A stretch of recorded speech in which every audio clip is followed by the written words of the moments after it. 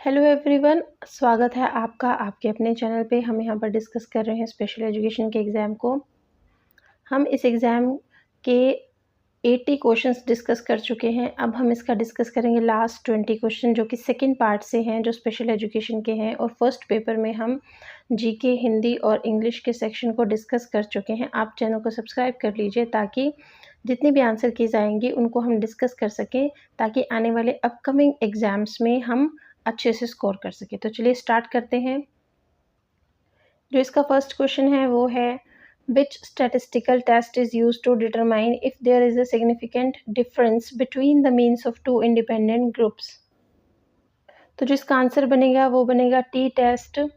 और इसमें कुछ रिसर्च के क्वेश्चंस भी पूछे जाते हैं। इस एग्ज़ाम में जो 14 जुलाई को हुआ है, इसमें 2 से 3 क्वेश्चन ही रिसर्च से पूछे गए हैं। बाकी जो स्पेशल एजुकेशन के एग्ज़ाम्स होते हैं उसमें एक्शन रिसर्च के बारे में ज़रूर पूछा जाता है, तो आप एक्शन रिसर्च के बारे में ज़रूर पढ़ के जाइए। नेक्स्ट हम डिस्कस करते हैं, why is having a shared semantic base important for effective communications. Effective communications के लिए सिमेंटिक बेस इम्पॉर्टेंट क्यों होता है? Because it facilitates social interaction and clear communication, क्योंकि ये क्लियर कम्युनिकेशन और सोशल इंटरेक्शंस को फैसिलिटेट करता है। नेक्स्ट हम डिस्कस करते हैं third question, what skill is particularly difficult for individuals with autism making it hard for them to live independently. कि what skill is particular difficult for individuals with autism, कि autism जिन बच्चों को autism है उन लोगों के लिए कौन सी स्किल है ऐसी जो डिफ़िकल्टी पैदा करती है, make it hard for them to live independently, कि वो इंडिपेंडेंटली रहने में उन्हें प्रॉब्लम होती है। तो वो जो सबसे ज़्यादा प्रॉब्लम होती है वो होती है प्रॉब्लम सॉल्विंग में, क्योंकि उसमें हमारे हाई लेवल कॉग्निटिव स्किल्स का यूज़ होता है और प्लानिंग करने में भी हमारे हाई लेवल कॉग्निटिव स्किल्स का यूज़ होता है। इसी में उन्हें सबसे ज़्यादा प्रॉब्लम होती है, प्रॉब्लम सॉल्विंग एंड प्लानिंग में। नेक्स्ट हम डिस्कस करेंगे, what type of assessment is used to evaluate a student's understanding during the learning process and provide feedback for improvement। इसमें हमें ये पूछा गया है कि what type of, वो कौन सी असेसमेंट है। जैसा कि आप जानते हैं कि फॉर्मेटिव असेसमेंट होता है, समेटिव असेसमेंट होता है, डायग्नोस्टिक होता है।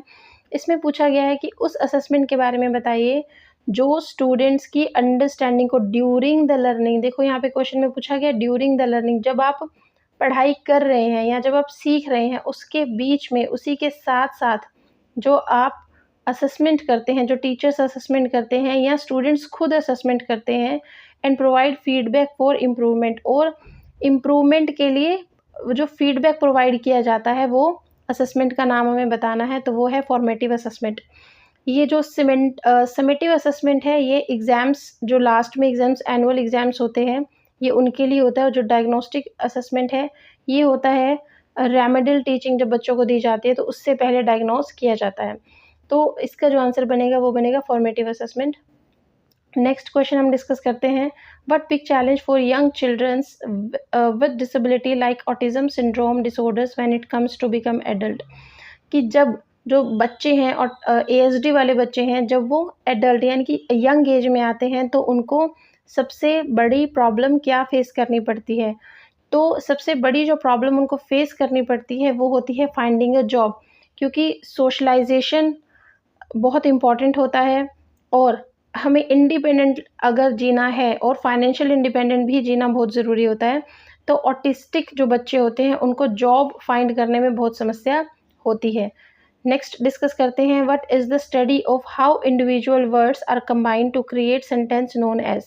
कि what is the study of how individuals words are combined to create sentence, यानी कि जैसा कि आप जानते हैं प्रैग्मेटिक्स, सिमेंटिक्स, फोनेटिक्स और सिंटैक्स, ये हमारे वर्ड्स को हम किस तरह से जोड़ते हैं सेंटेंस बनाने के लिए। तो वो जो होता है वो होता है सिंटैक्स, कि आपने वर्ड्स हैं, आपने वर्ड्स को किस तरह, जैसे ये सेंटेंस है, फॉर एग्जांपल ये सेंटेंस आपको दिखाई दे रहा है, what is the study of how individual words are combined to create sentence known as. इसका एक मतलब निकल रहा है कि इसमें हमसे कुछ प्रश्न पूछा गया और वो हमें समझ में आ रहा है। तो अगर मैं इन सब वर्ड्सों को अलग कर दूँ, कि व्हाट को अलग कर दूँ, स्टडी को अलग कर दूँ, इंडिविजुअल को अलग कर दूँ और उन्हें सेंटेंस के रूप में लिखना ताकि उसका मीनिंग निकल सके, तो वो होता है सिंटैक्स। नेक्स्ट हम डिस्कस करते हैं, What observable behavior might indicates a students with low mental abilities? What observable behaviors, कि कौन सा ऐसा observable जिसे आप observe कर सकते हैं जो IQ जिन बच्चों का IQ थोड़ा लो होता है उनके behavior को, तो वो होता है जो इसके ऑप्शंस डिस्कस कीजिए। जैसे एक्टिवली पार्टिसिपेट इन क्लासरूम, जो एक्टिव पार्टिसिपेट बच्चा करेगा उसकी लो मेंटल एबिलिटी नहीं हो सकती। एक्सेलिंग इन achievements, excellent achievements high IQ levels वाले बच्चों का होता है। And displaying strong self confidence भी हाई लेवल की जो मेंटल एबिलिटीज़ होती है उनमें होता है। तो इसका जो आंसर बनेगा वो बनेगा थर्ड, फॉरगेटिंग लर्न इन्फॉर्मेशन। जो बच्चे ने सीखा है अगर वो भूल जा रहे हैं तो ये प्रॉब्लम बच्चों में होती है जिनका जो IQ है वो कम होता है। तो डिस्कस करते हैं 8th को, what is the measurement of central tendency that represent the most frequent occurring value in the database. कि कोई डाटा है और उस डाटा में जो मोस्ट फ्रीक्वेंट नंबर आता है उसको क्या बोलते हैं, वो होता है मोड। और मीडियन क्या होता है कि आपके पास डाटा के कुछ नंबर्स हैं और इन डाटा नंबर्स को आपने या तो असेंडिंग ऑर्डर में लगाया या डिसेंडिंग ऑर्डर में लगाया, और उसके बाद जब आप उसके ऊपर वाले फॉर एग्जांपल 11 नंबर्स हैं आपके पास, तो ऊपर वाले 5 और नीचे वाले 5 के बीच में जो नंबर आता है that is median. And range क्या है, रेंज होती है कि लार्जर नंबर में से आप स्मॉलर नंबर को माइनस करते हैं तो जो आंसर आता है वो रेंज होता है। एंड जो नेक्स्ट है वो है मीन क्या होता है, औसत, एवरेज जब हम निकालते हैं। तो इसका जो आंसर बनेगा, जो नंबर बहुत बार एक डाटाबेस में बहुत बार जो नंबर आया है वो होता है मोड। नेक्स्ट डिस्कस करते हैं what is the key aspects of quality instructions in language classroom. Language classrooms में क्वालिटी इंस्ट्रक्शंस कौन से होते हैं, उसके की एस्पेक्ट्स क्या होते हैं। इसके जो की एस्पेक्ट्स होते हैं वो होते हैं teaching strategy for taking charge of task and situations. Next question है which teaching method emphasis centers student center learning where the instructor act as a facilitator rather than a lecture. कि जो method है उस method का नाम बताना है जो स्टूडेंट सेंटर है, टीचर सेंटर नहीं है, और जो इंस्ट्रक्टर है, जो टीचर है, वो एक फैसिलिटेटर का काम करेगा ना कि लेक्चरर का, तो वो होता है इंक्वायरी बेस्ड लर्निंग। नेक्स्ट है हमारे पास, ये टीचिंग मैथडोलॉजी के क्वेश्चंस हैं। What is the following is not the core of discipline of education. कि कौन सा है जो डिसिप्लिन ऑफ एजुकेशन नहीं है, तो वो है technology of education. Next question है which of the following is an incorrect basic tenet of language across the curriculum. कि इनमें से कौन सा गलत है लैंग्वेज के हिसाब से करिकुलम में। तो language contributes to cognitive development, कि जैसे जैसे भाषा का विकास होता है तो हमारा कॉग्निटिव डेवलपमेंट होता है, बिल्कुल सही। Language is pre requisite in cognitive development, बिल्कुल सही। Language is medium of improving learning, कि हमारी लर्निंग इम्प्रूव होती है, तो ये भी बिल्कुल सही है। Language develop main through drills on vocabulary and grammar in the language classroom. कि जो लैंग्वेज है उसको डेवलप किया जा सकता है ड्रिल से, यानी कि प्रैक्टिस जो की जाती है उससे, और जो हम क्लासरूम में ग्रामर सीखते हैं उससे, तो ये बिल्कुल सही नहीं है। लैंग्वेज हम अपने इन्वायरमेंट में रहकर भी सीखते हैं और बहुत से तरीके होते हैं लैंग्वेज को सीखने के, ओनली इन क्लासरूम्स में हम नहीं सीखते हैं। नेक्स्ट हम डिस्कस करेंगे कि what can we call a test which provide the information that Ruth has done better than 60% of those who took that test।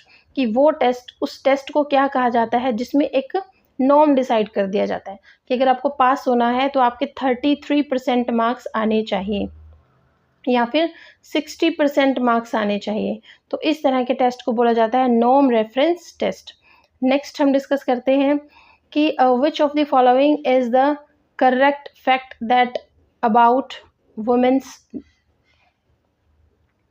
Next is which of the following is the correct fact about womens education. Women education के लिए इसमें जो 4 आपको statements दी गई हैं इनमें से कौन सी स्टेटमेंट बिल्कुल सही है। तो वुमेन एजुकेशन के बारे में जो स्टेटमेंट सही है वो है rural girls are twice as like as urban girls are to be out of school. कि जो रूरल गर्ल्स हैं वो अर्बन गर्ल्स की तुलना में स्कूल को छोड़ देती हैं, कि पढ़ाई लिखाई उनकी बीच में ही रह जाती है। बाकी के अगर आप डिस्कस करोगे तो globally more girls in rural area attend secondary schools, तो बिल्कुल नहीं। वहाँ पर बॉयज़ को तो फिर भी मौका मिलता है बट गर्ल्स को मौका नहीं मिलता है कि वो सेकेंडरी यानी कि 11th 12th या उससे हायर एजुकेशन को वो हासिल करें रूरल एरियाज़ में। नेक्स्ट है women make up the half of the womens literate populations, कि जो वुमेन्स हैं वो हाफ है, कि वर्ल्ड के जो इलिटरेट पॉपुलेशंस है उसका हाफ वुमेन्स का है, तो ये भी गलत है। तो इसका सही आंसर बनेगा वो बनेगा rural girls are twice as likely as urban girls to be out of the school. Which of the following is not the point of agreements between the behaviorist and social cognitive theories of learning, कि इनके बीच का यानी कि जो behaviorist हैं और जो cognitive theories है लर्निंग की, उनके बीच में कौन सा पॉइंट एग्रीमेंट का नहीं है, मतलब किस पॉइंट पे वो एग्री नहीं करते। तो वो जो पॉइंट है वो है they agree on the way environment and personal factors are describe, क्योंकि कॉग्निटिव थ्योरीज ऑफ लर्निंग के पॉइंट्स अलग हैं और बिहेवियरिस्ट के अलग हैं, बट कुछ पॉइंट्स पे वो एग्री करते हैं, बट इस पॉइंट पे वो एग्री नहीं करते कि जो इन्वायरमेंट है और पर्सनल फैक्टर्स है उनसे उनका जो पॉइंट है वो मैच नहीं करता। बाकी के पॉइंट्स पे डिस्कस करते हैं। They agree that feedback is important in promoting learning, की लर्निंग को प्रमोट करने के लिए फीडबैक बहुत ज़रूरी है, ये बिहेवियरिस्ट भी कहते हैं और कॉग्निटिव जो लर्निंग थ्योरी जिन्होंने दी है वो भी ये कहते हैं। नेक्स्ट है they agree the experience is an important cause of learning, कि जो एक्सपीरियंस है, जो प्रैक्टिस है, जो हम आपके अनुभव हैं वो आपके लिए बहुत इंपॉर्टेंस रखते हैं, तो वो भी सही है। तो इसका जो जिस पॉइंट पे वो एग्री नहीं करते वो है third point, they agree on the way environment and personal factors are described.